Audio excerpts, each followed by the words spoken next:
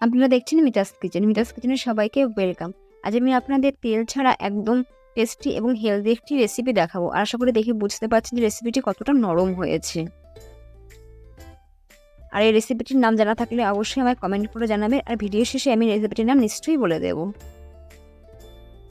তো এরকম একটি হেলদি রেসিপি স্কিপ না করে দেখতে থাকুন। রেসিপিটি বানানোর জন্য আমি প্রথমে হাফ কাপ চিড়ে নিয়েছি। এবার চিড়েটা খুব ভালো করে ধুয়ে নেব।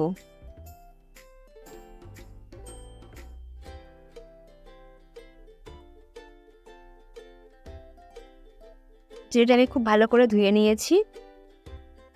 এবার এটি রেখে দেবো। আর একটি মিক্সি জারে নিয়ে নিচ্ছি 1 কাপ সুজি।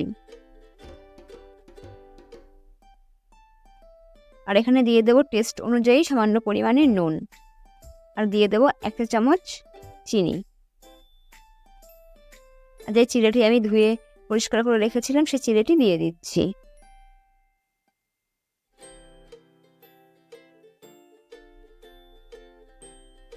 তারপরে দিয়ে দিচ্ছি এখানে কিছু কিশমিশ আর আমন্ড বাদাম। এটি অপশনাল, আপনারা চাইলে দিতেও পারেন কিংবা নাও দিতে পারেন। তারপরে দিয়ে দিচ্ছি হাফ কাপ দই। আর দিয়ে দেবো হাফ কাপের 2 কাপ জল। এবার খুব ভালো করে এটি মিক্সার করে নেব। দেখতে পাচ্ছেন যে আমি খুব ভালো করে এটি মিক্সার করে নিয়েছি।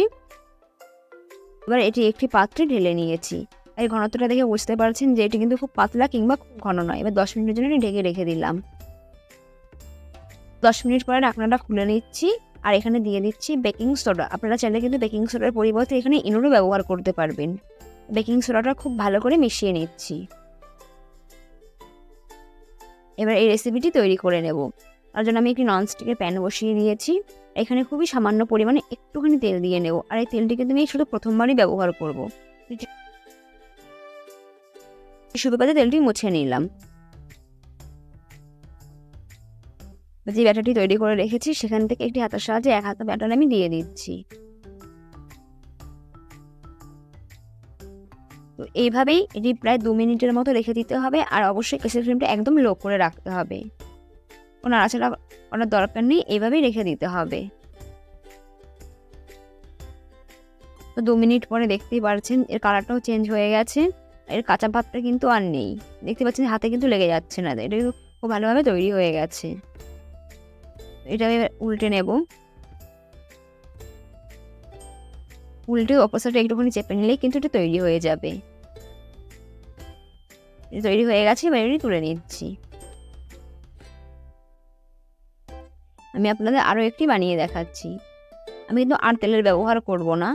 তো সেমভাবে এটি হাতার সাহায্যে আমি এটি ব্যাটারটি দিয়ে দিচ্ছি। তো একই প্রসেসে আবার 2 মিনিটের মতো এটি রেখে দেবো লো ফ্লেমে। ধীরে ধীরে কিন্তু এর কালারটা চেঞ্জ হতে থাকবে। 2 মিনিট পরে এটি হয়ে গেছে। আর তেল ছাড়া দেখতেই পাচ্ছেন এটা কিন্তু লেগে যায়নি। আর কালারটা বেশ সুন্দর হয়েছে। এবার এগুলি তুলে নিচ্ছি। আর বাকিগুলো আমি সেমভাবে তৈরি করে নেব।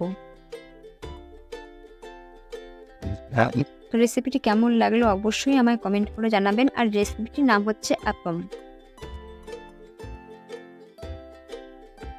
রেসিপিটি ভালো লাগলে লাইক ও শেয়ার করবেন। আর আমার চ্যানেলে নতুন হয়ে থাকলে চ্যানেলটি সাবস্ক্রাইব করার অনুরোধ রইল। আর এরকম হেলদি একটি রেসিপি বাড়ির বড় এবং ছোটদের সকলের জন্য কিন্তু বানিয়ে নিতে পারবেন। সবাই ভালো থাকবেন, সুস্থ থাকবেন। ধন্যবাদ। দেখা হচ্ছে পরবর্তী কোনো নতুন রেসিপিতে।